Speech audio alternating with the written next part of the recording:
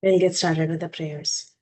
Om Ajnanatimirandhasya Jnananjanashalakaya Chakshurunmilitam Yena Tasmai Shri Gurave Namaha Mukam Karoti Vachalam Pangum Langayate Girim Tripatamaham Vande Shri Gurum Deenatarinam Paramanandamadavam Krishna Chaitanyamishwaram Namah Vishnupadaya Krishna Presthaya Bhutale Srimate Bhakti Vedanta Swami Niti Namine Namaste Saraswate Deve Gauravani Pracharine निर्विशेषा शून्यवादी पाश्चात्यदेशतारिणे जय श्री कृष्ण चैतन्य प्रभु नित्यानंद श्री अद्वैत गदाधार श्रीवसादि गौरभक्तवृंदा हरे Krishna Krishna Krishna Hare Hare Hare Ram Ram Ram Hare Hare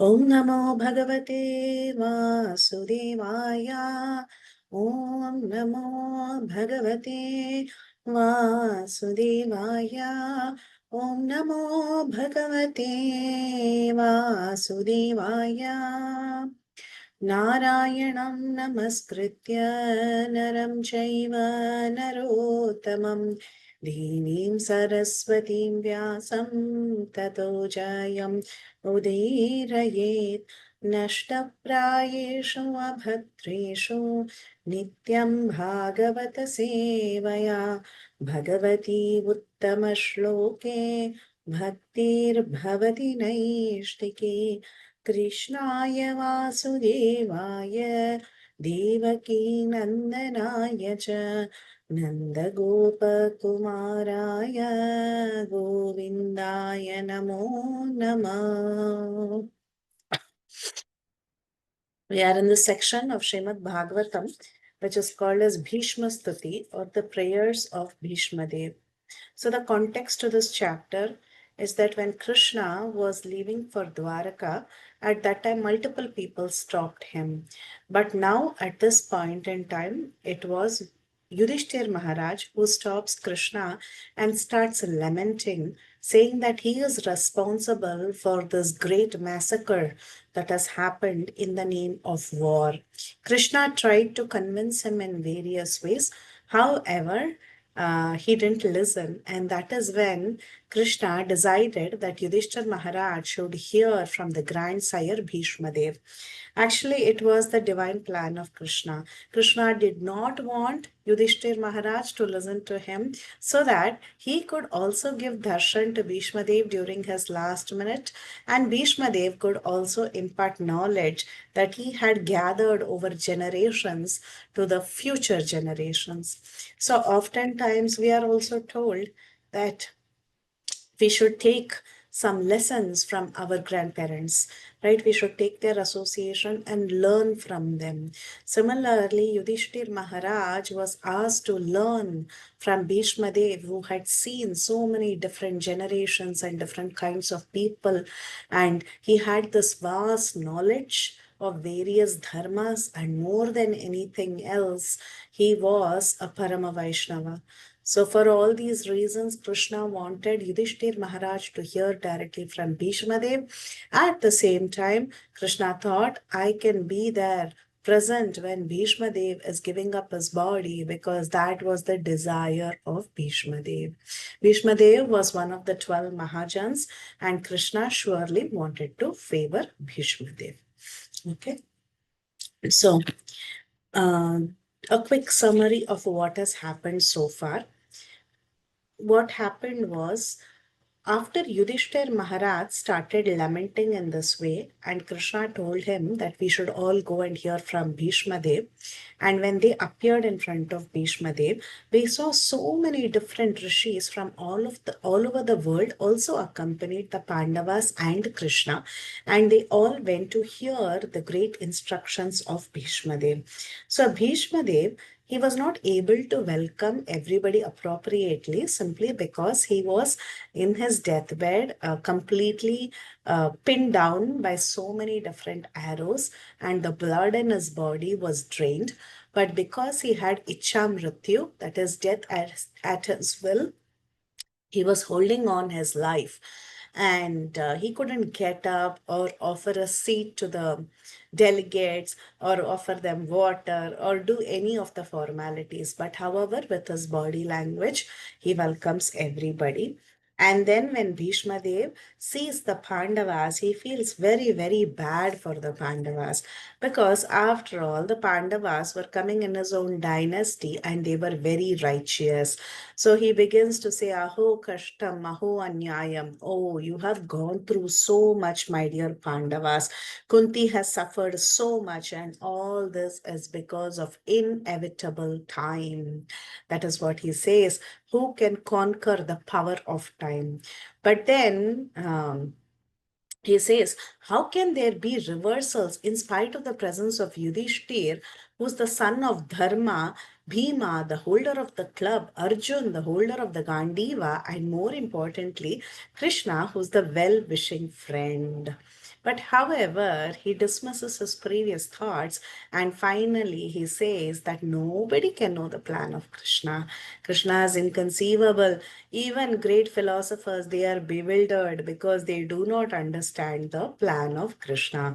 So the solution he gives to him, to Yudhishthir Maharaj, as well as to the Pandavas, and each one of us who are going through reversals in our life, is we have to accept the inconceivable plan of the Lord and obey it by taking care of our duties. In the case of Yudhishthir Maharaj, his duty was to help the citizens because he was the master of the citizens at this point in time. So nobody can understand the plan of the Lord. This was Bhishma Dev's realization, and this is how he tried to convince the Pandavas. Right? So we have to continue from there. So it will be verse number 18 onwards for today. And let's see what else happened. एष वै भगवान् साक्षात् आद्यो नारायण पुमान् मोहयन् मायया लोकं गूढश्चरति वृष्णिषु. Esha Vai Bhagavan Sakshat. Again, Sakshat Bhagavan. This is the supreme original personality of Godhead. So, Krishna's tu Bhagavan Swayam, we have heard already.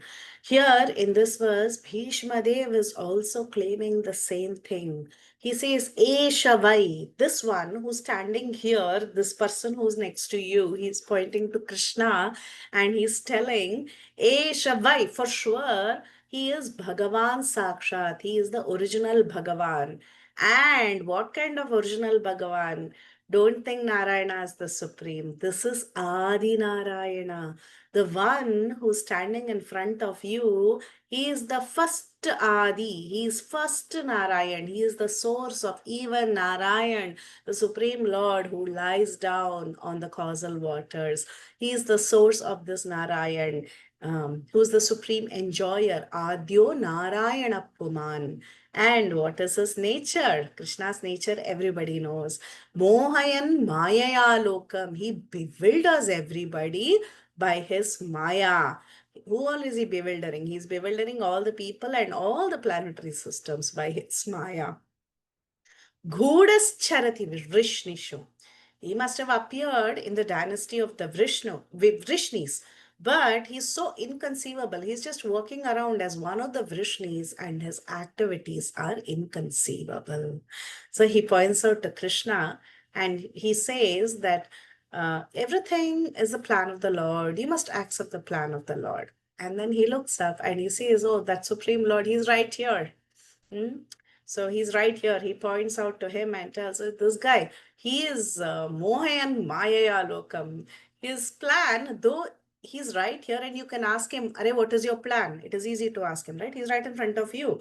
So in the previous verse, if Bhishma has told that it is very difficult to understand the plan of the Lord, and Krishna, who's the Supreme Lord, is present in front of them, they could have very well asked, Oh, you're rare in front of us. Tell us what is your plan. But you think Krishna is going to reveal his plan? What is his nature? Mohaya, Mayayan Lokam. His works, his deeds, they are all inconceivable. And he can cast anybody into this network of Maya. Ghudas charati vrishnishu. So like this inconceivable Lord, you can never understand what his intentions are, what his plan is. He is moving around as one of the Vrishnis, but it is very difficult to understand this Adi Narayan, who's the source of all the Vishnus. Such a beautiful verse. And you can imagine the scene. Bhishma Dev is present right in front of the Supreme Personality of Godhead. And the Supreme Personality of Godhead, he is troubling. In one sense, it's not his intention to trouble. But externally, when you see, it appears that as if the Supreme Personality of Godhead is troubling his devotees. Yudhishthir Maharaj and others, they are undergoing vast reversals, and they are not able to figure out why the reversal. And Bhishma Dev is also lamenting for them. He is telling, Aho Kashtam, Aho Anyayam, oh my God, all this happened to you. It is so unfair. It's all because of time. And then he says, okay, actually, the Supreme Lord is in control of the time, so he's responsible, but we cannot understand him. Can you ask him, you please explain to me why you're creating this reversal to me? Bhishma Dev, he himself is telling it is very difficult. He's not going to answer because his works, the way he behaves, it is inconceivable. So that is what this particular verse is talking. Can someone please read the translation if possible? This Sri Krishna is no other than the inconvincible original personality of Godhead. He is the first Narayana, the supreme enjoyer. But he is the moving amongst the descendants of King Vrishni, just like one of us, and he is bewildering us with his self created energy. Hare Krishna Mataji. Hare Krishna. Now, here in the purport, Srila Prabhupada talks about the greatness of Bhishma Dev actually. Bhishma Dev is giving us some information through this verse, right? What is the information Bhishma Dev is giving us? He's telling this is the Supreme Lord. He's showing us the Supreme Lord. And he's telling, don't try to understand him. He's inconceivable. He can do anything with you. Even if you question him, why so, you might not get the right answer because nobody can understand his intentions. And he bewilders everybody with his Maya. So this is that revelation that Bhishma Dev is giving. So in the purport, Prabhupada says, this is the Vedic system of acquiring knowledge and it is in a deductive process. So there is the ascending and the descending process of acquiring knowledge. What is the ascending process? You all know that you have to figure out, you start reading scriptures and you take all the efforts and you try to find out who is God. You go through various processes like neti, this is not God, that is not God, this is not God. So like that you start rejecting and finally you try to understand what is God or who is God. That is the ascending process. Most of us, we love to do the ascending process. But what is the descending process? Descending process is when Shastras tell us this is God. Just surrender unto him. We just follow it to the point. Okay, so that is the descending process. So Vedic knowledge is received actually correctly through disciplic succession from authorities. So if we try to figure out everything, we are wasting a lot of time and we may also get derailed, right? We might not go to the right destination. But then how should Vedic knowledge be received? It is received through disciplic succession from authorities like Bhishma Dev. Just like if you want to know who your father is, Prabhupada says, go and ask your mother. You don't have to go through convoluted processes. She is the mother. She can directly tell you who you are. Similarly, the Vedic scriptures, they are like our mother, and Krishna is the father. So if we go and ask the Vedic scriptures, who is my father? The Vedic scriptures will point out to Krishna and tell Krishna as your father. It is as simple as that. And for us, of course, we have our spiritual masters. We have great learned Mahajans around us. So when we inquire from them, they tell us who is God. And that is exactly what is happening here in front of Yudhishthir Maharaj. So in front of Yudhishthir Maharaj, this greatly learned Bhishma Dev is telling, this one who's standing amidst you, he is God. Okay. Prabhupada says, if you understand knowledge like that, it is good. Such knowledge that is handed down in disciplic succession, it is not dogmatic, as ill-conceived by less intelligent persons. So he say, some less intelligent people, they say, if you just follow Shastra Praman, the Shasan of literatures, then it is very dogmatic. No, it's not like that. Prabhupada says, no, ill-conceived, non-intelligent people, they say, oh, you're just following some dogma, you're just following a bunch of rules, and it might not be the truth. But it is not so. And how does he substantiate what he's telling? Prabhupada says the mother is the authority to verify the identity of the father. So she is the authority of such confidential knowledge. Therefore, authority is not dogmatic. Okay. And in the Bhagavad Gita, the truth is confirmed in the second verse of the 4th chapter. And the perfect system of learning is to receive it from authority. Anybody knows those words? Evam parampara praptam rahi. Yes, Mataji, please go ahead. I kind of forgot the whole words once. Yeah, that's okay. Okay. Yeah, no problem. Evam parampara praptam, evam raja rishiyo vidu. Viduhu. Yeah. Vakale neha mahata yogo nashta parantapa. Very nice. Thank you. So, this system is accepted as the universal truth, and who can speak against it? Prabhupada gives a fantastic example. He says, for example, a modern spacecraft can fly in the sky, and when scientists say that they travel to the other side of the moon, men believe these stories blindly because they have accepted the modern scientists as their authorities. The authorities speak, and the people in general believe them. And this is how we have always been. In school, we are taught in our textbooks, in our science books or social studies book or whatever. In our school, we are taught this is the truth, and we accept it as truth. Why? Because our textbook is our authority. Our teachers are our authorities. So the authorities speak, and people in general believe them. But in the case of Vedic truths, they have been taught not to believe. So this is an irony. So this is the nature even in our modern science also. Somebody comes up with a theory, and just because that that person who came up with the theory did not find another person to defeat his theory, that theory is accepted as truth, universal truth. Right? That's how theories come up. But where is the truth? We don't know. We don't know if it is really the truth. But when it comes to Vedic literatures or Shastra, we say we should not believe. And we try to give different interpretations to that Vedic literature. So we reject the authority of the Vedas. This shows that people in general are getting degraded if they are not able to accept Shastras. And here is an authority. Who? Bhishma Dev is an authority. And he's speaking about Krishna, and he's telling this is Adya Narayan. He is the original Narayan. Even Adi Shankaracharya, who is an impersonalist, he said Narayano Paro Avyaktat. Narayana is beyond this material creation. What to talk of Vaishnavas? Even an impersonalist said that Narayana is beyond this cosmic manifestation. The universe is one of the material creations, but Narayana is transcendental to such paraphernalia. And you will see that even in their letters, they say Narayana Smriti. That's how they sign off their letters. So they all accept Narayana as ultimate. So ultimately, yes, they definitely want to merge into the impersonal, but there is some clarity here and there in their philosophy also. They say that Narayana is not subject to the modes of material nature. He's not under the control of material nature. That even they are accepting. And this Bhishma Dev, he is no an ordinary person. He is one of the 12 Mahajans. And he is confirming that this is the Supreme Lord. And this Prabhupada is telling this is also corroborated with the impersonalist Shankara.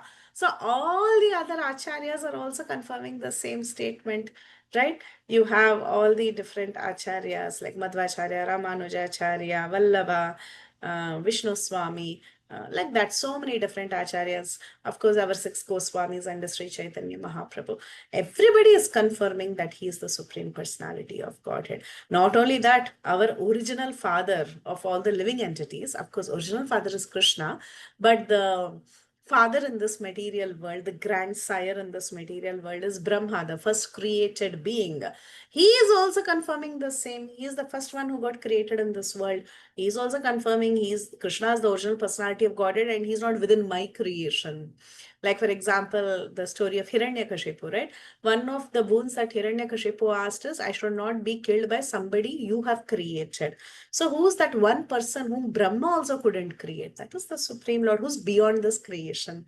Very logical, right? So even Brahma has said the same. 10, 14, 14. He's the first Narayan. Actually, this is there in Brahma Stuti, 14th chapter of the 10th canto. There also he says, you are the original Narayan. See, so many people have confirmed that. Krishna Sandarbha, Jiva Goswami puts down all these quotes of all the places where Bhagavatam it is mentioned, Krishna is the original Narayan. He is the source of Narayan. So in the spiritual world, there are unlimited Narayans who are all the Supreme Personality of Godhead. But what is their identity? Their identity is also they are the plenary portion of Krishna. So Sri Krishna is the original person. And from Krishna, you have the first, from Krishna, you have Balaram. From Balaram, you have the first Chaturvyuha, who is Sankarshana, Pradyumna, Aniruddha, and Vasudeva. From them comes Narayan. From Narayan against all the different forms of the Purushavatars. No, not Purushavatars, sorry. No, there are 24 forms, 400 forms of the Lord that expand from Narayan. There is also Rama, Narasimha, all these different forms of the Lord. They are all expanding further from Narayan and they are all the same Vishnu Tattva. But who is the supreme source of everything? That is Sri Krishna. And he is directly the Supreme Personality of Godhead. He is the creator of this material world. He is the predominating deity known as Narayana and all the Vaikuntha planets. Therefore, his movements among the human beings is a sort of bewilderment. Here, Bhishma is telling that you may ask him what is your intention, but you can never understand him because he does moha, jala, maya, all that he does, and he will never reveal his intentions. He's the source of everything. He might come here just like an ordinary person and perform pastimes, but you can never understand him. He might be among the human beings, but that itself is a bewilderment. So, in fact, the Lord also says in the Bhagavad Gita, foolish persons who consider me to be one among the human beings without knowing the intricacies of my activities, they are fools. What is that verse? Anyone would like to guess? Ava Jananti. Mamuda Manushim Tanmashritam. Yes. So this bewilderment of Krishna. So this verse talks about the bewilderment of Krishna. Yes, he's Adi Narayan. He's the source of everything. At the same time, when that source comes and he's just moving amongst us, it is very bewildering. Prabhupada says this bewildering about Krishna is due to the action of his twofold internal and external energies upon the third one, which is the marginal energy. Look at the way he puts this sentence. The bewilderment regarding Sri Krishna is due to the action of his twofold internal and external energies upon the third one called as the marginal energy. So we are marginal, we are tatastha. So when there is an ocean, the shore can either be covered by the water or it can be free from the water. We are like the marginal potency. Sometimes we are associating with Mahamaya, sometimes we are associating with Yogamaya. With the internal energy, sometimes with the external energy. So we get bewildered simply because we are tatastha, we are in between, and we are just associating sometimes with Mahamaya and we are forgetting Krishna. So the living entities are expansions of his marginal energy, and they're sometimes bewildered by the external energy, sometimes bewildered by the internal energy. So, like this, by this bewilderment, Krishna, he expands actually into unlimited forms of Narayana so that he can have loving exchanges with his devotees. And by his external energetic expansions, he incarnates himself in this material world among the men, animals, demigods, and so on. For what sake? For the sake of re-establishing dharma and protecting the pious and annihilating the miscreants and so on. So even Bhishma is telling it is difficult to escape his bewilderment. But very great authorities, very, very great devotees like Bhishma himself, they can try to escape this bewilderment only by the mercy of the Lord. So easily we get bewildered, we don't understand Krishna. But if we really want to know Krishna, it is possible only by his causeless mercy. Okay, so that was the verse. 2 points in this verse. One is he's Adi Narayana, he's the source of everything. And second is his activities are bewildering. Don't try to understand it. It is not easy. Even if you ask him, he's not going to reveal it to you. Okay. And the third point is that a great Mahajan like Bhishma Dev is the authority to tell us about God. Who is God? What are his activities? Why is he doing certain things certain ways? So these are the 3 key points from this verse. So now we'll move on and we'll see what is next. What is Bhishma telling next? On the same line, Bhishma Dev continues about his bewildering nature. You might have some anubhav with him, this verse he will say. You might have some anubhav with him, but his actual intention you will not know. You might have experiences with Krishna. Different devotees have different rasas, different experiences. But truly to understand his nature is difficult. Yes, Chinmay Mataji, please add. Hello, Mataji. I had a question. Thank you so much for your class. Mataji, here the last sentence, Prabhupada says, by internal energetic bewilderment, Sri Krishna expands himself into unlimited numbers of Narayana and exchanges or accepts transcendental loving service from the living entities in the transcendental world. Please explain that, Mataji. I didn't understand. So by his own internal energy, he expands himself into many forms. Correct?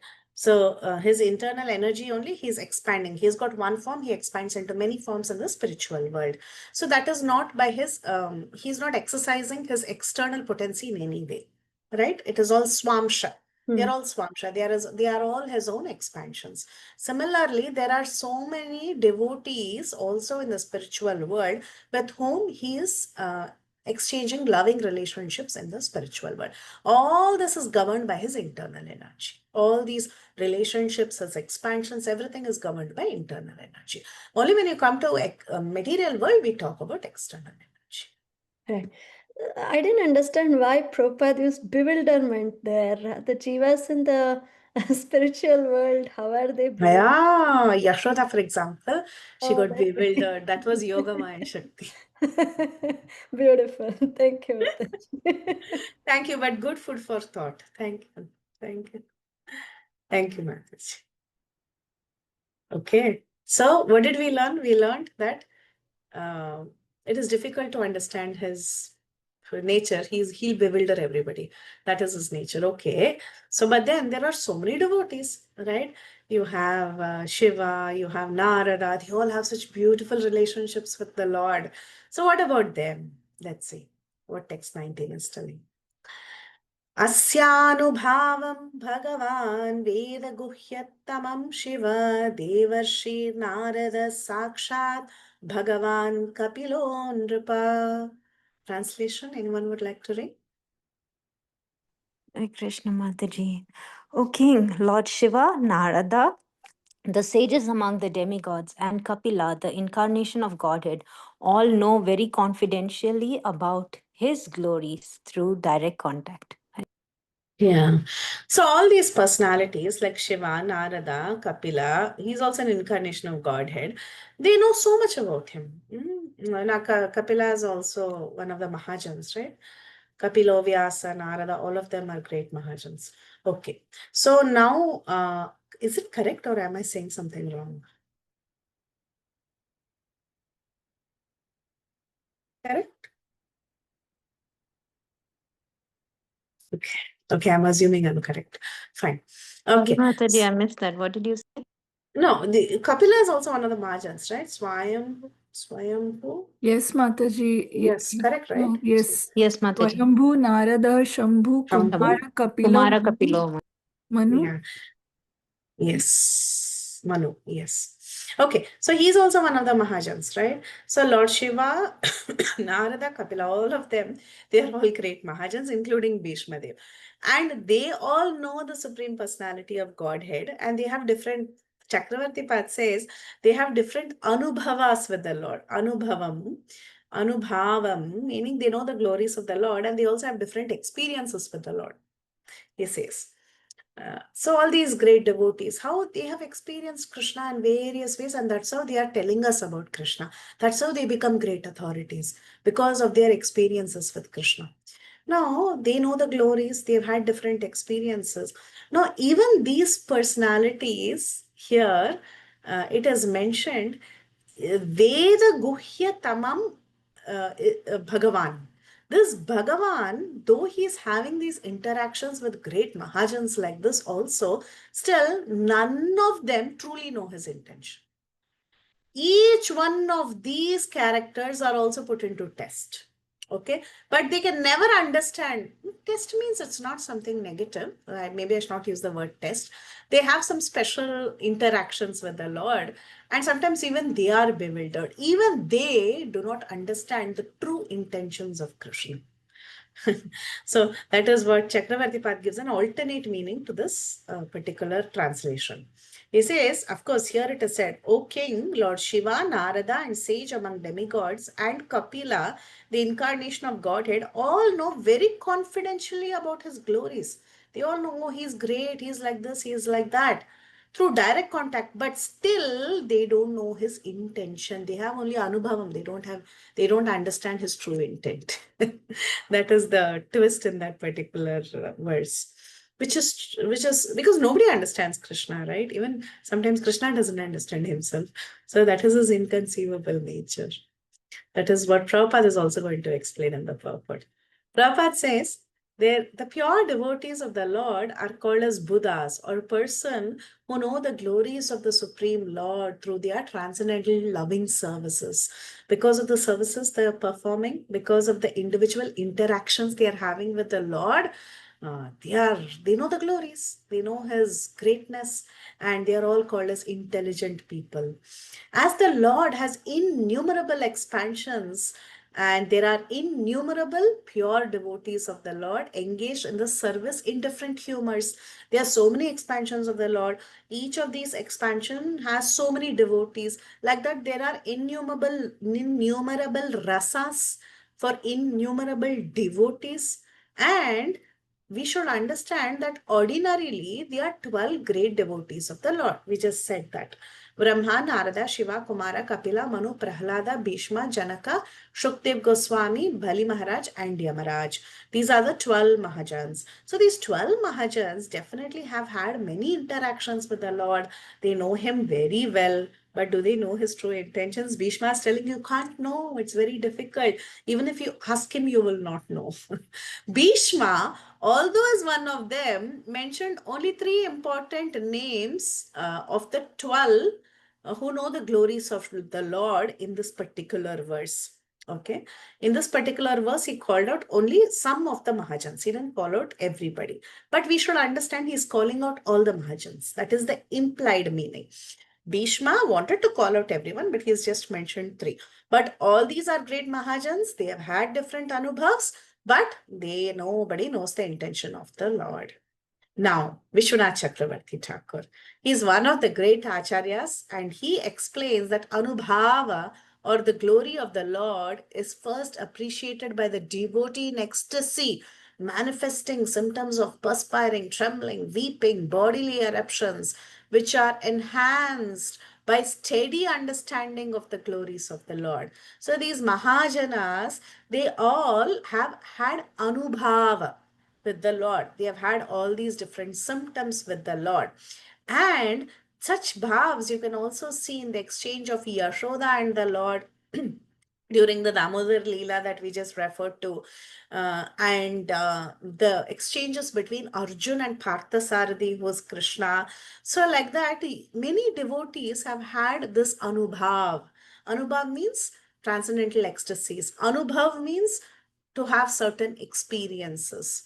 Anubhava also means glories. They have understood the glories of the Lord through their transcendental experiences. Okay, through their transcendental experiences like perspiring, trembling, weeping, and so on. And how did this exchange of anubhav happen, these exchange of rasas happen? You see examples is between Yashoda and Krishna. You see example between Arjun and Krishna, and so on. So all of them, they have had different experiences of the Lord. Okay, and this Lord is giving them these experiences, not just like, he's the Lord and you are his servant. The true glory of the Lord is exhibited when he becomes subordinate to the devotees. He becomes subordinate to all the devotees who is very fond of him. He becomes very fond of these devotees and he becomes their servant. Here, Prabhupada says, Shukadev Goswami and the Kumaras also, though they were situated in the transcendental position of being an impersonalist, they got another feature of the bhava and turned into pure devotees of the Lord. This is the power of the Lord. So this is the exchange of the transcendental bhava between the Lord and the devotees. They have a special equation. The devotees and the Lord, they have special equation. The Lord can even become subordinate to the devotees.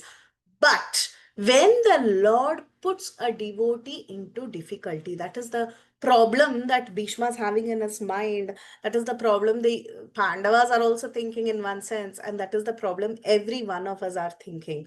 So the Lord says, I put my devotee into difficulty, and thus the devotee becomes more purified in exchanging this bhava with me. And again, Chakravarti Pad, he mentions the example of Draupadi. And that's the example he gives. That when the devotee is exchanging these bhavs with the Lord, sometimes the Lord purposely puts them into more difficulty. You'll see these great devotees, they are always in difficulty. There is no question of peace for them. Why does he do that? That is the nature of the Lord. He says, when I put my devotee into material troubles, I'm delivering them from the illusory material relations. These material relations are because of material enjoyment that is depending on material resources. Therefore, when I withdraw that particular material resource, the devotee becomes 100% dependent on me and he'll be completely attracted to me. So the Lord snatches the fallen soul from the material existence. This is his way of reciprocation. We should not think that the Lord is being rude, he's a bad Lord. No, this is his way of reciprocation. He snatches away the fallen soul from the mire of material existence. So tribulations offered by the Lord to his devotee are different from the problems that one faces because of his karma or his vicious action. Okay, that is different. And for devotees, it is different. So such glories, though bewildering, kind of the Mahajans know the Lord, that this is the nature of the Lord. He is bewildering, but then if he's putting you into difficulty, he's just telling you that I'm increasing my love for you, because that way you can give up all the hopes of this material world and surrender unto me. All these glories of the Lord are especially known to the great Mahajans like Bhishma, Shiva, Narada, Kapila, Kumara, and so on. Okay, so like this, if you try to understand him, accept and appreciate Krishna in under all circumstances, then one is able to accept it by their grace. Okay, So this is a very, very nice purport. Prabhupada has put his heart and soul into this purport. We know all our acharyas how much they have gone through, and they were put into so many different circumstances. But what happened in all these circumstances? They took more and more shelter of Krishna, and Krishna was enjoying unique rasas with each one of them.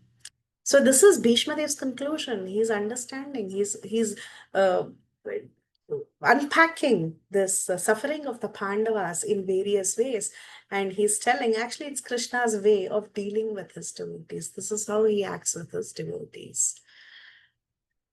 Krishna consciousness can be scary for a person who's very new to the process. But then, as we continue to stay in this process, we'll understand this because Krishna will continuously keep doing this. And the more and more we take shelter, he'll have better and better reciprocations with us. Okay. Text number 20. Again, let's see what Bhishma is telling. Yam manyase matuleyam priyam mitram suhrittamam akroho shachivam dutam sauhridadata sarathim. So he tells Yudhishthir, think about Krishna. Krishna has been so close to you, so close to you. He's just moving about as one of you. What all has he done for you? Yam manyase, you think this is your cousin, Matuleyam, cousin from your mother's side. You are under that impression. He's only my cousin. Priyam Mitram, he's a very dear friend. Suhritottamam, that means he's the topmost well-wisher. Akroho Shachivam Dutam. So he's a counselor and he's a messenger. That is what you are thinking. Suhridad Atasaratim. He is a good well-wisher and he is your Sarathi. He is your driver. This is how you are thinking. But remember that he is actually the Supreme Personality of Godhead. O King, that personality whom out of ignorance you thought to be your material cousin, your very dear friend, well-wisher, counselor, messenger, benefactor, etc., that person is this very Supreme Personality of Godhead, Krishna. He's telling you, you are searching for God. Where is God? Where is God? Shall I read Bhagavad Gita? Shall I read Bhagavatam to find out where God is? Shall I ask Bhishma Dev? Maybe Bhishma Dev knows whose God is. But Bhishma is telling he's right in front of you. He's only God. You are considering him very casually. Oh, he's my cousin. He's my friend. He's my Sarathi. He's my driver. You're thinking like that, but he's that Supreme Personality of Godhead.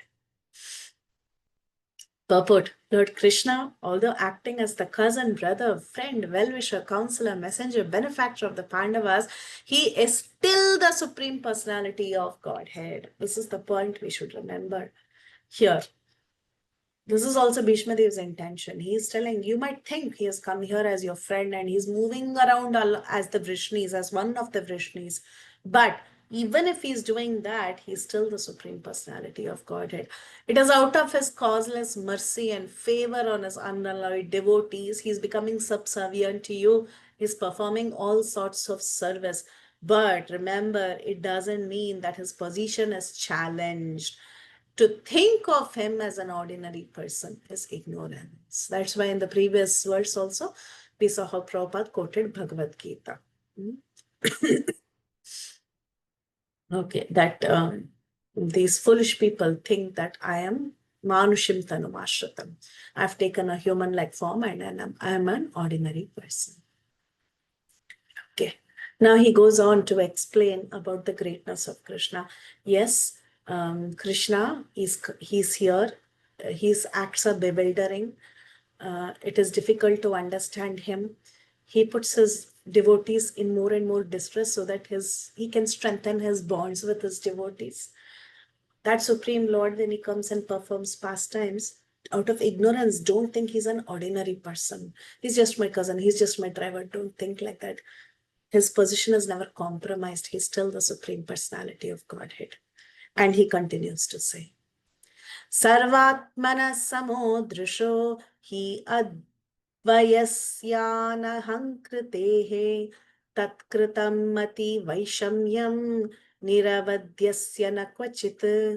Can someone please read the translation? Hare Krishna Mataji, Krishna Srila Prabhupada, Jai Shri. Being the absolute personality of Godhead, He is present in everyone's heart. He is quickly kind to everyone, and He is free from the false ego of differentiation. Therefore, whatever He does is free from material inebriety. He is equibalanced. Hare Krishna. Very nice. Thank you. Let's watch out the keywords here. So let's open this up. Yeah. So this verse says, Sarvatmanaha. He is present in everyone's heart. So because he is present in everyone's heart as the Paramatma, what is he? He is Samadrisha. That means he is equal to one and all, right? He is equal. Samadrishti. He is able to see everyone as equal. Advayasya Ana ahankritehe. That means he is free from false ego and he is the absolute. This is his nature. And what else? He's freed from all attachment at all stages. This is his nature. So he's the Paramatma in everyone's heart. He's kind to everyone. He doesn't have any false ego. And whatever he does is free from material entanglement. Or he's not affected by material energy. He's free from material inebriety. So inebriety means like getting too involved, being into it. So he is free from material inebriety and he is equibalanced. This is the nature of the Lord. So he is reconfirming what he said in the previous statement. So in the previous statement itself, he started telling, though he may be your cousin or whatever, still remember he is the Supreme Personality of Godhead. And he is the Supreme Personality of Godhead. He is moving around amongst you, but he is also present in everyone's heart. He is equally kind to everyone and he doesn't have this false ego of differentiation. And whatever he does, he doesn't get entangled and he's always equibalanced. Okay, so it's just a flow of the previous verse. Now, in the purport, Prabhupada says, Krishna is absolute. There is nothing different from him. He's Kaivalya. That means there is nothing except himself. That means what? Is this the impersonalist philosophy?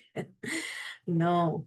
He says everything and everyone is a manifestation of not him directly, but a manifestation of his energy. This is very important, philosophically very important. When we talk about the Advaita philosophy, we say everything is one. Everything is Brahman. Everybody is Krishna. We don't accept that.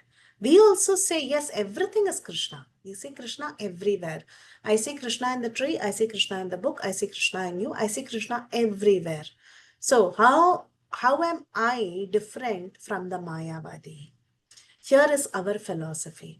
We don't say everything is Krishna, but we say everything and everyone is a manifestation of his energy. His energy transforms. Shakti Parinamavad. Achintya Beda Beda, we say it often.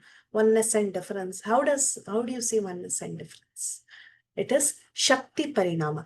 The Jivas and Prakriti is a Parinama of Krishna's Shakti. That is the philosophy. Our basic philosophy is that.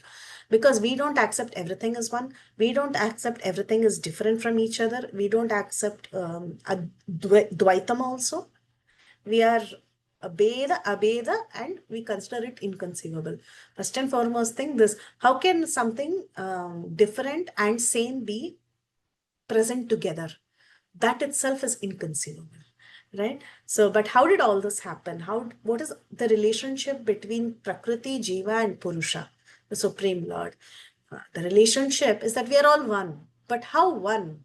We are all one because we are nothing but a transformation of not him, but his energy. His Shakti has become transformed. So that's why we say Tatastha Shakti, Antaranga Shakti, Bahiranga Shakti. Okay.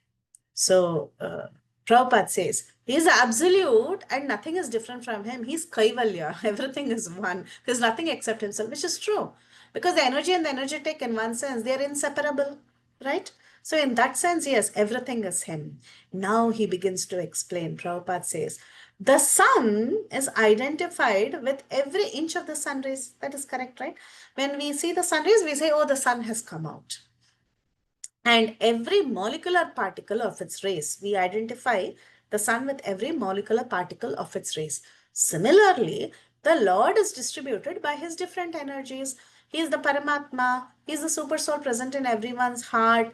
He's there for the guidance of everyone. He's there for the counsel of every living beings. At the same time, that person is present as the chariot driver of Arjun. So like this, the Krishna is also present in this material world, and he's also present in the spiritual world. He's present everywhere. There is nobody who's superior or inferior to him, and everything else in this material world is nothing but a transformation of his energy. So this is the absolute personality of Godhead. He's present everywhere. He's present in the heart of all the devotees. He has no false ego. He's not identifying as anything that's different from him.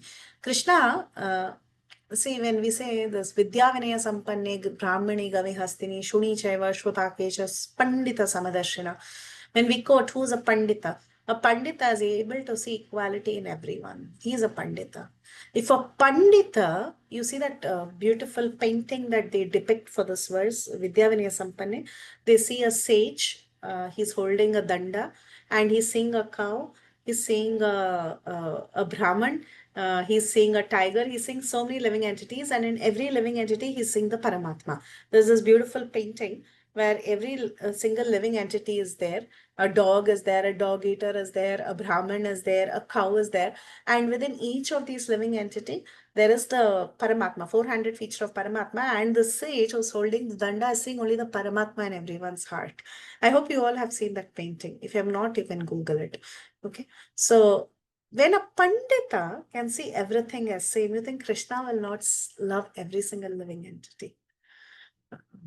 He is the one who has created each and every one of us, and he doesn't see differences. Yes, definitely I see so many differences. I like people, I don't like people, I approve of someone's action, I disapprove of someone's action. That's all there. But Krishna, he loves all the living entities. He has a unique relationship with every single living entity. He has no false ego. He does not identify himself with anything different from him. He knows this is my child. So the material conception of ego is equivalence in him. He does not feel therefore inferior by becoming the chariot driver of the devotee. It is the glory of the pure devotee that only he can bring out service from the Lord. That is the glory of the devotee. Krishna is so happy to become the servant. Krishna is so happy to become the charioteer. Krishna is so happy to be bound by the ropes of Mother Yashoda. Krishna is so happy to carry the footwear of his father on his head. Krishna is so happy to be chastised by the gopis. So this is Krishna. There's nothing, he sees everything as equal, and he's ready to do anything for the sake of his devotees, for the sake of all the living entities. So this is Krishna, and this is Bhishma Dev's realization. It's so beautiful. So that's what Bhishma is telling. Yeah, he's amongst us, he's walking amongst us, but he's constantly telling, don't forget, don't take him for granted. He's the Supreme Personality of God, and though he wants to become your servant, don't take him for granted. Okay, next, Tatapi. Tatapi ekanta bhakteshu pashya bhupanukampitam yanme astum tyajata sakshat krishno darshanamagata. So nice. He's so happy. Can someone read the translation? How happy Bhishma Dev is. Hare Krishna. Yet, yet, despite his being equally kind to everyone, he has graciously come before me while I am ending my life, for I am his unflinching servitor. Hare Krishna. Very nice. Yet, despite his being kind to everyone, yeah, he's equal to everyone, he sees everybody equally. But for my sake, so graciously, when I am ending my life, Tyajata, when I'm Asun Tyajata, Asun means life air, when I'm giving it up, Sakshat Krishna Darshanam Agata. Sakshat Krishna has come to give his darshan to me. So he's feeling very grateful. Now, why should Krishna come, especially at this time, for the sake of Bhishma Dev? Why can't he come for us? Why can't he come for me? Why can't he come for all my loved ones who passed away? Why he should come only for Bhishma Deva? So let's see again what Prabhupada is telling. Prabhupada is telling the Supreme Lord, Sri Krishna, yes, he's equal to everybody. He's equal to me. He's equal to my family. He's equal to my neighbor. He's equal to everybody. Okay, but still, he's more inclined towards his unflinching devotee who's completely surrendered to him and who knows nothing other than him as his protector and master. So when a person has unflinching, such a nice statement, here I will just read this. You can see the statement here. Having unflinching faith in the Supreme Lord as one's protector, friend, and master is the natural condition of eternal life. A living entity is so made by the will of the Almighty that he is most happy when he is placing himself in the condition of absolute dependence. 100% independence, true independence is declaring your absolute dependence on the Supreme Lord. Until and unless we declare our complete dependence on the Supreme Lord, there is no question of eternal life. Having unflinching faith in the Supreme Personality of the Godhead is the natural condition of eternal life. If we want eternal life, that means you know what eternal life is. There is, in this world, there is no question of eternal life. Then what we should do, we should have full faith in Krishna as my protector, my friend, my master in any condition, and declare our complete dependence of the Lord. That is when we can truly be happy. If we are depending all the time only on ourselves, our capabilities, or our loved ones all the time, we'll have a lot of heartbreaks because it is simply not possible to please ourselves. But when our dependence is completely on Krishna, that is when we are most protected. Prabhupada is getting grave here. He says, the opposite tendency is the cause of fall down if you're not depending on Krishna. The living entity, we have a tendency to fall down all the time. Why? Because the living entity has this tendency of falling down by dint of his misidentifying himself as fully independent to the lord it over the material world. So we think we're fully independent and we want to lord over the material world. This is the root cause of all the troubles because of our false ego. But however, we should curb that false ego, understand that we cannot really lord over this material world. We can never be fully independent in this world, and declare about dependence on Krishna. So here, the appearance of Lord Krishna at the deathbed of Bhishma Dev is because Bhishma is one such unflinching devotee. What is Bhishma's nature? Bhishma's nature is not like mine, where I'm thinking, I am independent, I want to lord over this material nature. I don't have full dependence on Krishna. But whereas Bhishma is different, he is an unflinching devotee of the Lord and he has declared full dependence on Krishna. Arjun had some bodily relationship with Krishna and they were cousins, but Bhishma, he had no such bodily relation. Therefore, the cause of the attraction was due to intimate relation of the soul. Some of us, we have attachment to some other person because of bodily relationship. But every living entity is directly related to the Lord on the relation of the soul. For Arjun also, we can say, okay, he was a great devotee, he was a great Sakha, but he also had bodily relationship with Krishna in one sense. But Bhishma, it was pure soul relationship. He was like a pure soul relationship devotee. Yet because the relation of the body is very pleasing and natural, the Lord is more pleased when he is addressed as the son of Maharaj Nanda, or the son of Yashoda, or the lover of Radharani. Yes, when we talk in terms of his devotees, he is very, very happy. And sometimes these devotees can also be his relatives. That is perfectly fine. This affinity by bodily relation with the Lord is another feature of reciprocating loving service with the Lord. Bhishma Dev, he was conscious of the sweetness of the transcendental humor, and that's why. Now, Bhishma was thinking, so nice, right? Again, this is another psychology that is revealed of Bhishma Dev. Bhishma Dev did not have any bodily relationship with Krishna. Arjun had a bodily relationship with Krishna. Krishna becomes very happy when you address him with respect to his dear devotees. And it so happens that dear devotees like Yashoda or Nanda or Arjun and so many others had some sort of bodily relationship with Krishna, which is natural. Okay. So, but Bhishma Dev was able to appreciate this. Though Bhishma had only soul to soul relationship with Krishna, still he didn't have a bodily relationship, but still he was able to appreciate this. And that's why he liked to address the Lord as Vijaya Sakha or Partha Sakha or Partha Sarathi and so on. He likes to call Krishna as Nanda Nandana or Yashoda Nandana. This is the best way for us also to establish our relationship with Krishna. As a Mahajan, Bhishma has taught us this. You know what you should do? You may not have a bodily relationship with Krishna, but think about how Krishna becomes very happy when you address him in relation to his bodily related devotees like Yashoda Maya or Nanda Maharaj or Radharani or whoever, Arjun and so on. They all have body relationship and they are very dear to Krishna. So Bhishma is telling, I will call you Vijaya Sakha. I will call you Partha Sakha. And I feel great happiness, and Krishna will also feel great happiness.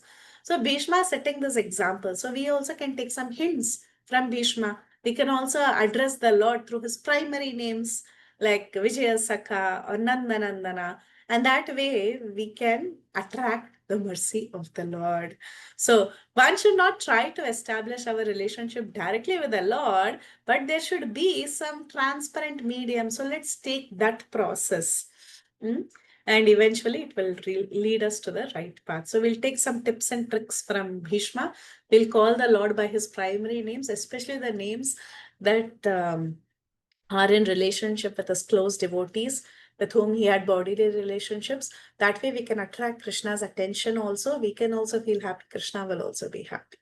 So this is one little tips that Bhishma is giving us through these verses. Okay. So Mataji, small yeah. clarification, Mataji. Yes. Mataji, throughout Mahabharata, just before he went to this, before the war, there's no way anywhere it is mentioned that Bhishma is such a great devotee of Krishna, Mataji, because I believe. Yes. I believe it is mentioned. it is mentioned because most of the time, even when Krishna was there, he didn't express. It looks like, at least from what we see or hear. But Yeah. here, in the last moment, he gives such a beautiful expansion of all the thought processes. But I think earlier, these things were not mentioned by him at any point. Is it so, Mataji? Not really, Mataji. There are so many instances in the Mahabharata. I mean, of course, I've not read it word by word or verse by verse, but at least in the summary study that I have gone through in the past, I do see in many instances Bhishma was very aware. Even while seeing the universal form in the Kuru Sabha, he was very aware. Even when they were talking about giving the first Maryada for the Rajasuya Yajna, he was very aware. So Mataji, he didn't express it to other people. That's what, like, no, Mataji, like now he's expressing it openly to everyone. This, you have to do this. Then at that point, when he was in that state of Pitamaha, he was not expressing, or he was not conditioning Dhritarashtra about this. Is it not, Mataji? The things would have been even more better. I mean, there's a other way to look at it. If he had emphasized all these things a little earlier to Dhritarashtra, no, Mataji? Is that not correct? Or yeah, is that see, everybody, yeah, I understand where you're coming from. But the idea, see, even Vidura was very much aware, and Vidura also tried as the minister of Dhritarashtra from so many points. yes, In fact, Mataji. Vidura tried, but Bhishma didn't try, Mataji. That's what, that is yeah, the. Bhishma may not have directly had a counseling session with Dhritarashtra, but Bhishma did in many instances make certain comments, and he did clarify in the many circumstances that whom are you trying to play with? It is the Supreme Lord, something like that. But again, it was not a one-on-one counseling session like how Vidura had the a relationship with Dhritarashtra in that sense. Bhishma did not. And Bhishma's focus there was, he was just the guiding light of the Kurus. So his focus was not to do like a big time Harikatha or something like that. He was not that personality in the Mahabharata. You're right.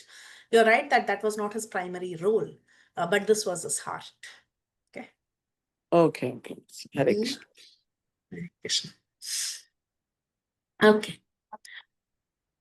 भक्त्यावेश्य मनो यस्मिन् वाचायन्नाम कीर्तयन् त्यजन् कलेवरं योगी मुच्यते कामकर्मभिः.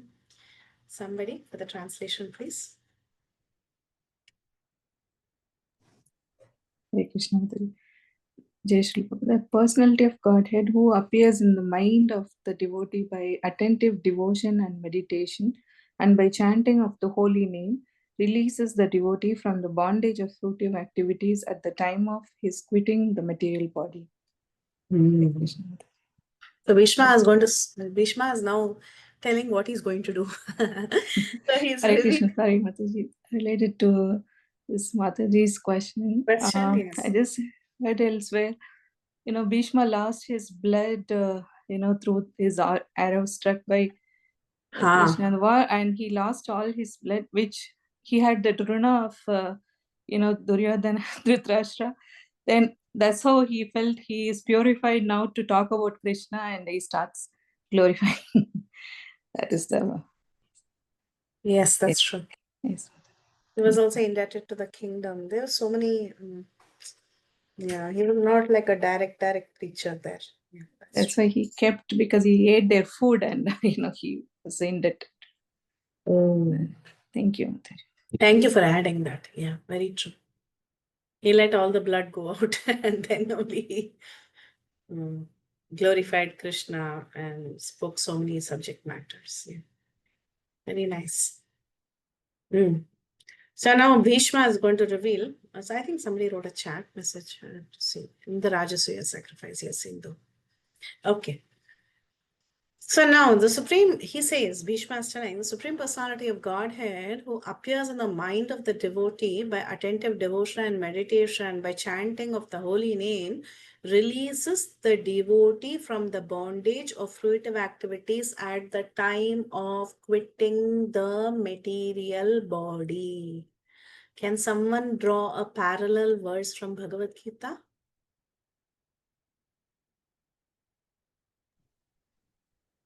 Very nice. Antakale cha mameva yam yam vapi smaran bhavam. Antakale cha mameva smaran muktva kalevaram. Yes, that is exactly what Bhishmadev is telling.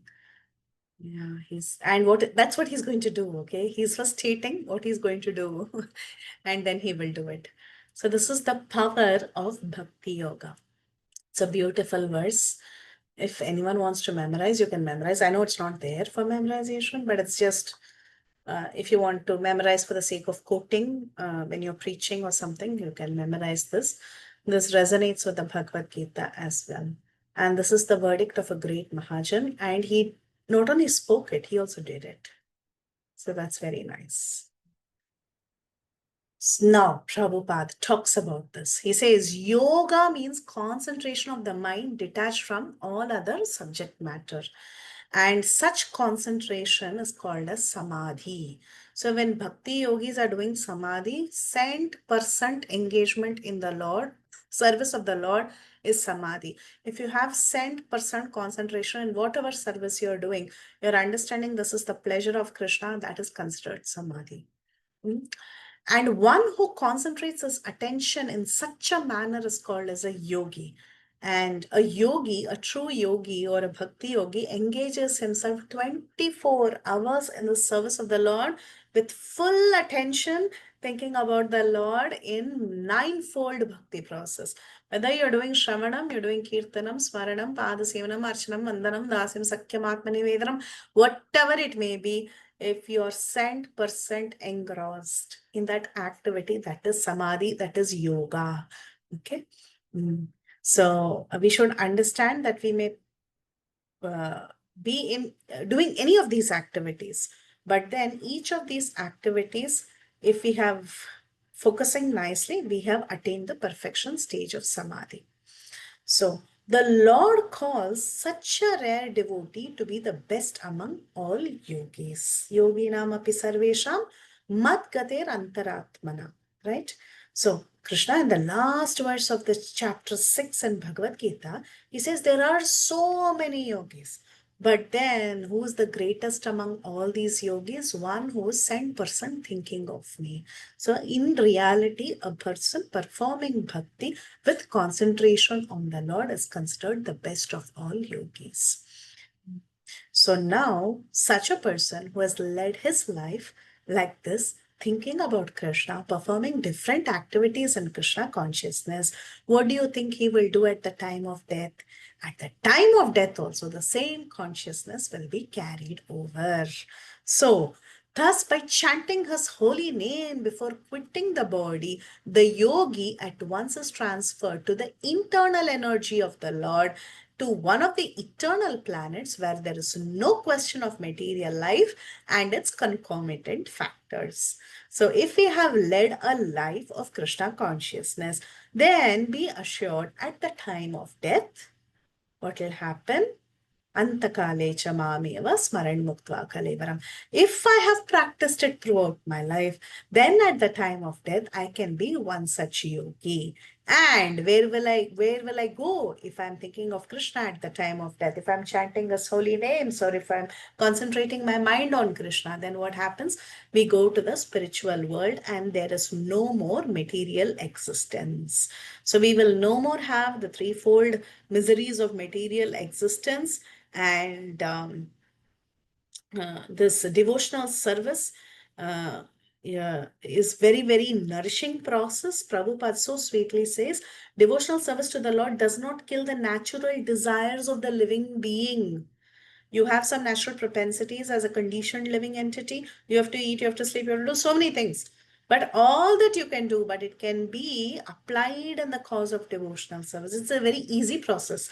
That's what Prabhupada is saying. Don't think 9 processes of devotional service is a strict regimen. It is not like that. It's a very enjoyable, natural process. And this qualifies the desire to be transferred to the spiritual sky. The desires that you have in this material world, you're just making some tweaks to it. You're just adding Krishna, changing the focus of your desire. And if you're putting your desire as Krishna, then immediately you will be transferred to the spiritual sky at the time of death. So this Bhishma Dev is actually talking about Bhakti Yoga in this particular verse. And he was fortunate to be directly in front of the Lord when he was quitting his body. That was a great fortune he had. We may all not have that fortune. Maybe some of you may have, but not everybody may have that fortune while quitting the body. But we can, if we have practiced throughout our life, then there is a possibility that by Krishna's mercy, somehow or the other, we will remember him. Okay. So therefore, it is desired that the Lord stay before his view in the following verses. Okay. So now Bhishma Dev, what he is doing here in this verse, he's telling what is the best thing.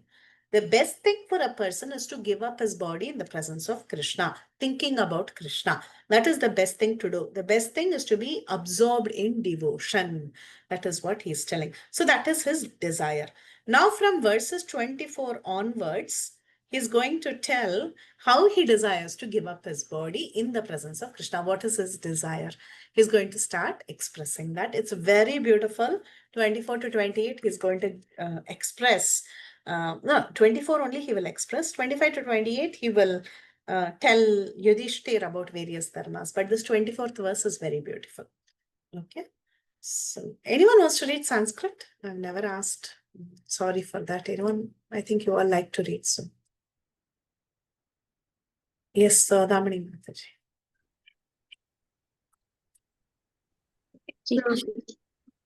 Sorry, Mataji. Go ahead. Anybody? Yes, ma'am.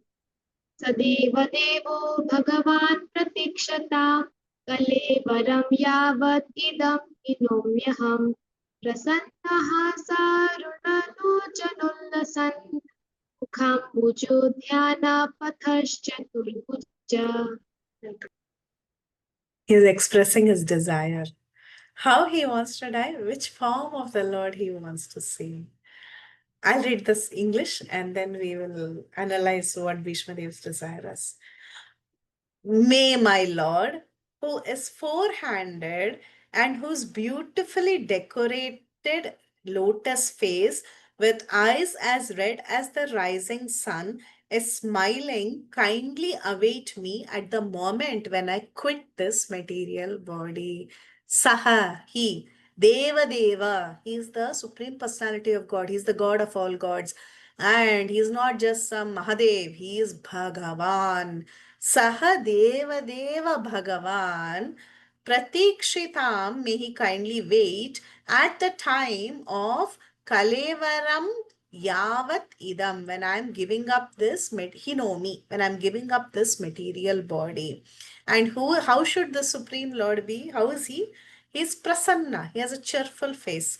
He has a prasanna hasa. He has a cheerful smiling. Aruna Lochana. He has reddish colored eyes.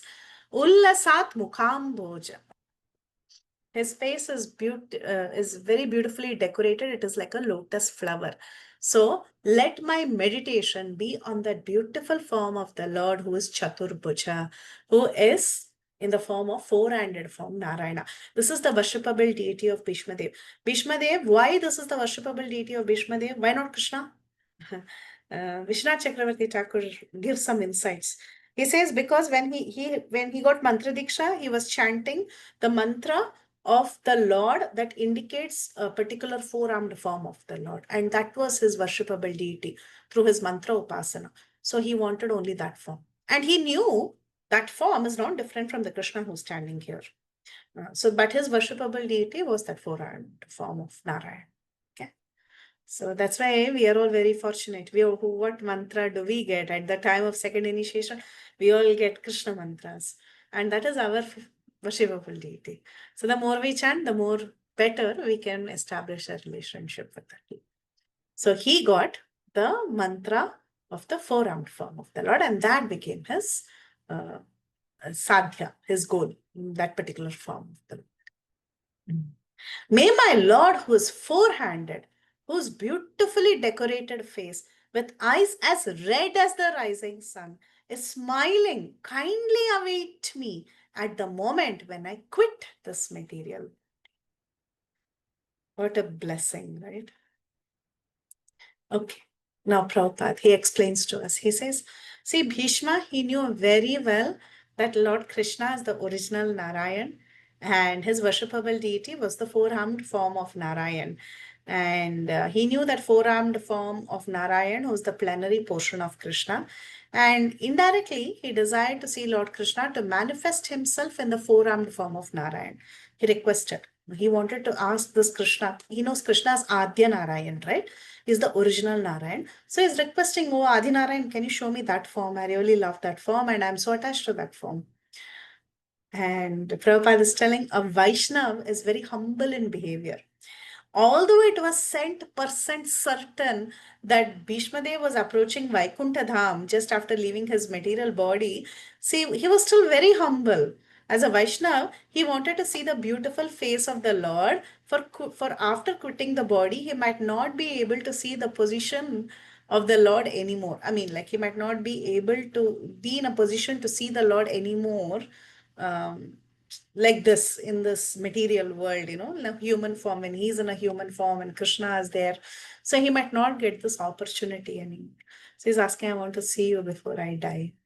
So Vaishnava is never puffed up. Although the Lord has guaranteed the pure devotee's entrance unto his abode, he's told, right? Ma Shucha, Sarvadharman Parityajya Mamekam Sharanam Vrajam Tvam Sarvapapepe Mokshishami Mashuja. I'm guaranteeing you, I'll take care of everything.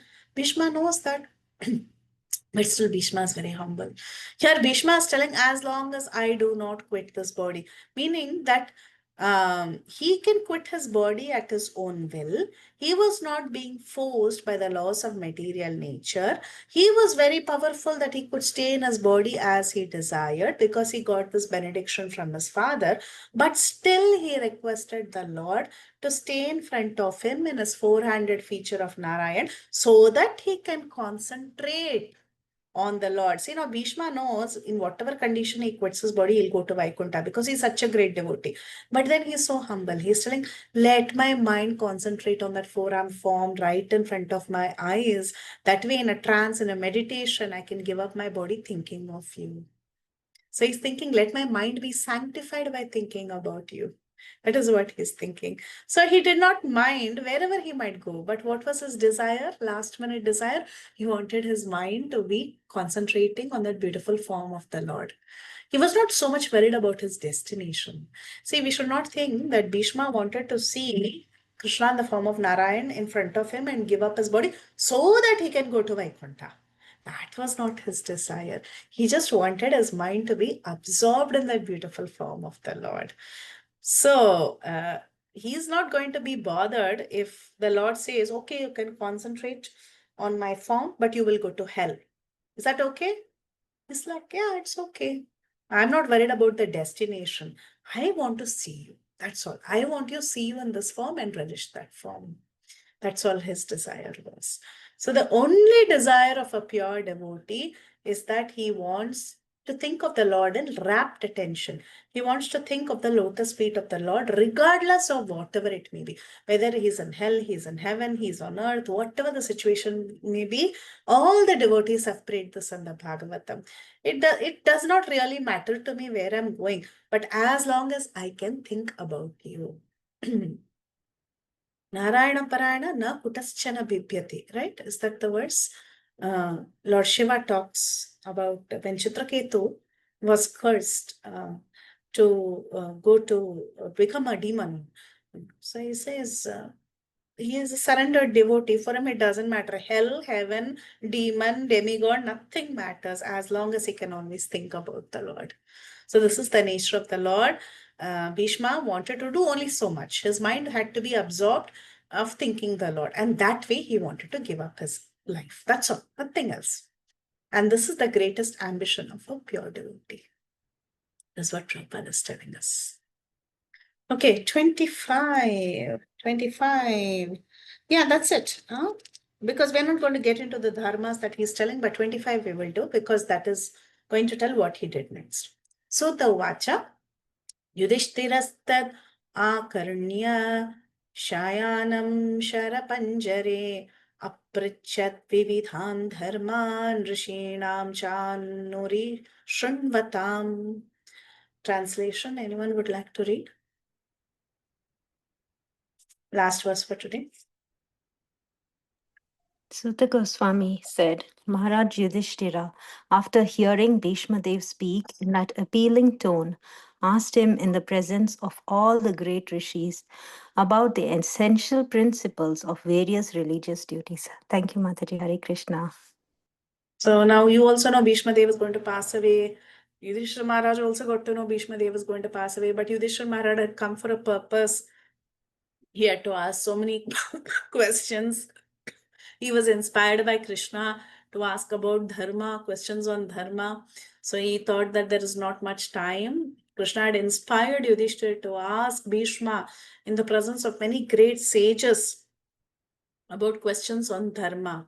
Why? Here, Prabhupada is telling this can also be very helpful for the previous question. Let me read the whole thing. Lord Krishna inspired Maharaj Yudhishthir to ask Bhishma Dev in the presence of many great sages, indicating thereby that the Lord's devotee like Bhishma Dev, although apparently living as a worldly man, is far superior to many great sages, even Vyasadev. Another point is that Bhishma Dev at that point in time was only lying on a deathbed of arrows. Now, was not only lying on a deathbed of arrows, but was also greatly aggrieved in that state. One should have not asked him any questions at that time. See, externally it may be appearing that he was just a political man, Bhishma Dev. But then to bring out his true nature, that he's a great devotee, Krishna specifically wanted Yudhishthir Maharaj to go and inquire from Bhishma Dev. When he was lying on the bed of arrows, it was not only that he was lying on the bed of arrows, it's an inconvenient place, but also he was going through excruciating pain. He was in a very aggrieved state. And obviously, it's not fair for someone to go and bug him asking questions at that time. Imagine when you're sick, someone goes on asking you big time philosophical questions. How will you feel? You'll be like, please keep the phone. I need to rest, right? But though it is not fair that Krishna wanted his devotees to go and bug Bhishma Dev like that, but still we should understand from this past time that these great devotees, when they talk about spiritual topics, they are always sound in body and mind. I've seen many devotees actually who have been terribly sick, who have with their zero voice, nothing, no capabilities, like very high fever, COVID. Even their voice don't come out. They have so much infection. But then when it initially they are really sick, they are called for Harikatha. They want to cancel, right? But then for the sake of devotees, because devotees are asking, they don't want to disappoint others, they come up. And then you should see the energy. We don't know from where it comes. We've seen many Maharajas like that, my own Guru Maharaj also. We don't even know where it comes from. Initially, they are very sick, hardly their voice is heard. But as the class goes on, and by the end of the class, they are like as loud, even louder without the microphone. They get all the energy in the world. So Prabhupada says one should have not asked him any questions at that time, but Lord Sri Krishna wanted to prove that his pure devotee is always sound in body and mind by dint of spiritual enlightenment. And thus, in any circumstance, the devotee of the Lord is in perfect order to speak the right way of life. Yudhishthir also preferred to solve the problematic questions by asking Bhishma rather than anyone else present there, because no one else was as experienced and learned as Bhishma Dev. So it was all because of the arrangement of our Chakrapani, the wheel carrier Sri Krishna. It was all his arrangement because he wanted to establish the glories of his devotees. Actually, the father, he likes to see that his son becomes more famous than himself. So, like that, Krishna wanted to see that his devotees become more famous than himself. So, and he himself says in so many places that worship of his devotee is greater than his own worship. So, this is the nature of the Lord. When he sees that his children, his devotees are doing better, becoming more famous, they're doing better things than him, he feels very happy. Okay. So this verse spoke about how Bhishma Dev was on the deathbed, but still Krishna wanted Yudhishthira Maharaj to go and inquire from him. Though it's not fair, if someone is not doing well, you go and trouble them. But still, even in this also, he wanted to bring out the glory of Bhishma Dev. Because when Bhishma Dev is going to speak, he's going to speak with full enthusiasm. Okay. And then we'll see what he speaks later. Yeah, Sadamani Mataji gives the example of Srila Prabhupada commenting on Srimad Bhagavatam. Yes. Okay, we'll end here. Mataji will continue from 26. Any questions, comments, realizations, thoughts?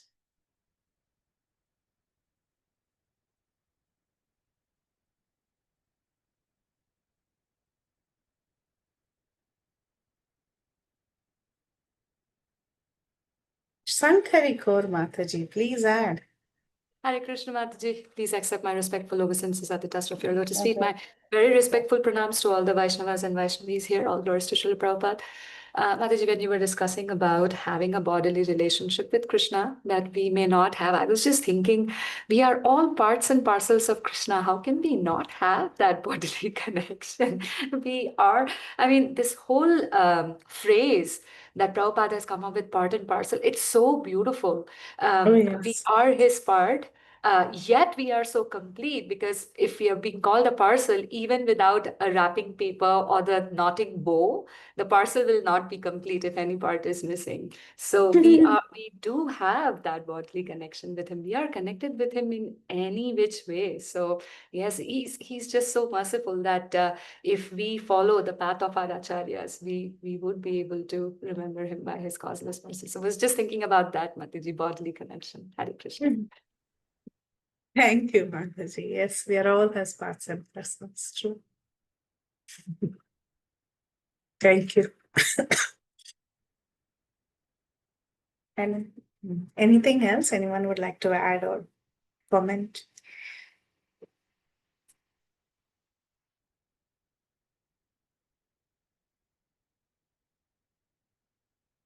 Okay, then we can end here and we'll meet from verse number 26 next Tuesday. Okay. वाञ्छाकल्पतरुभ्यश्च कृपासिन्धुभ्य एव च पतितानां पावनेभ्यो वैष्णवेभ्यो नमो नमः. अनंत कोटि वैष्णव वृंद की जय. श्री प्रभुपाद की जय. Ending here.